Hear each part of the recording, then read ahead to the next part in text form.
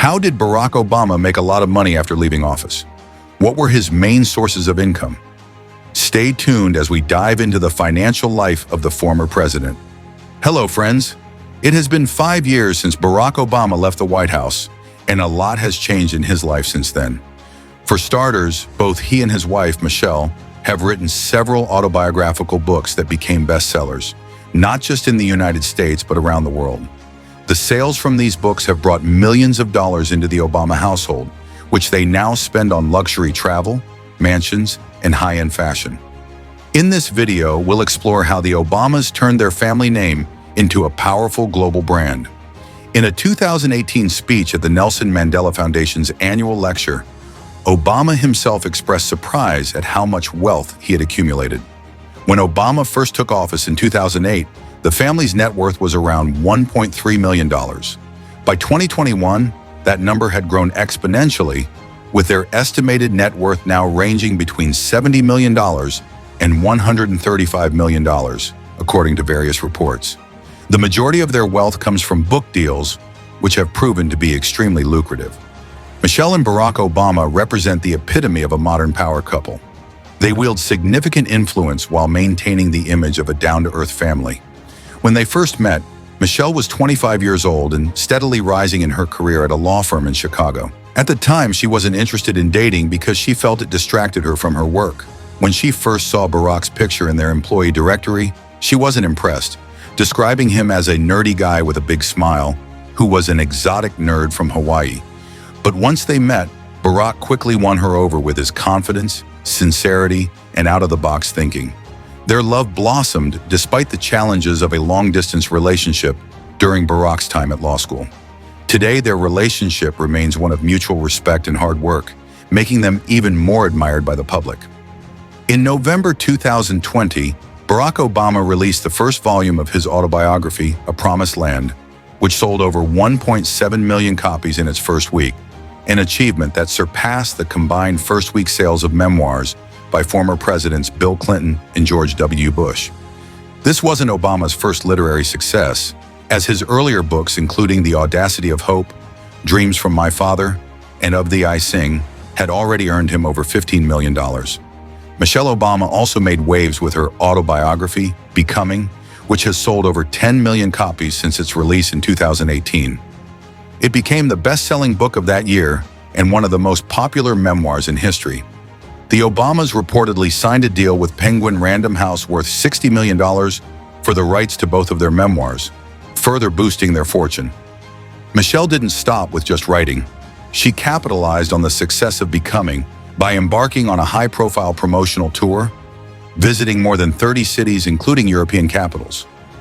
Her book tour featured interviews with prominent figures like Oprah Winfrey, Sarah Jessica Parker, and Reese Witherspoon. At one of her events in Brooklyn's Barclays Center, ticket prices reached as high as $3,000, and fans could buy a variety of merchandise, including $35 candles and $20 cards. Despite their newfound wealth, the Obamas continue to give back, donating 10% of their profits to charity.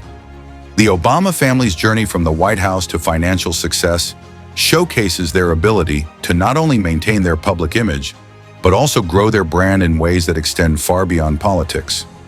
Barack and I have always believed in the power of storytelling, Michelle Obama commented when discussing the couple's Netflix deal in 2018, which was reportedly worth around $50 million.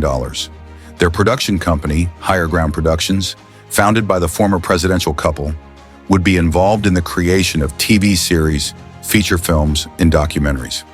One notable project is the documentary Becoming, based on Michelle Obama's memoirs, which premiered on Netflix in May 2020. Despite the success of Becoming, it's anticipated that Barack Obama's autobiography will break all records.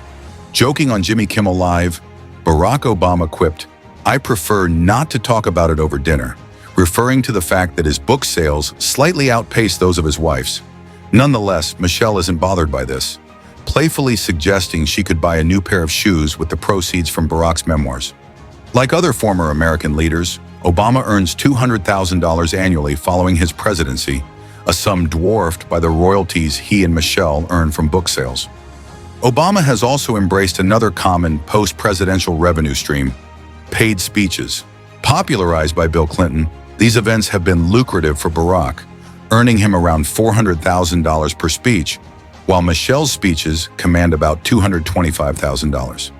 For instance, Obama earned $800,000 for a series of lectures to Northern Trust Corporation and $1.2 million for 3 speeches to Wall Street firms, actions that drew criticism from many Americans as they viewed his collaboration with bankers as hypocritical, given his strong stance against big banks during his presidency. In addition to their public personas, the Obamas are admired for their blend of luxury and accessibility. Michelle Obama, who has graced the cover of Vogue 3 times and is hailed as a style icon, has a wardrobe that reflects both affordability and high fashion. Barack has been spotted wearing the same tuxedo at public events, while Michelle often wears outfits within reach of the average American. Yet their status and wealth afford them the luxury of indulging in pricier fashion.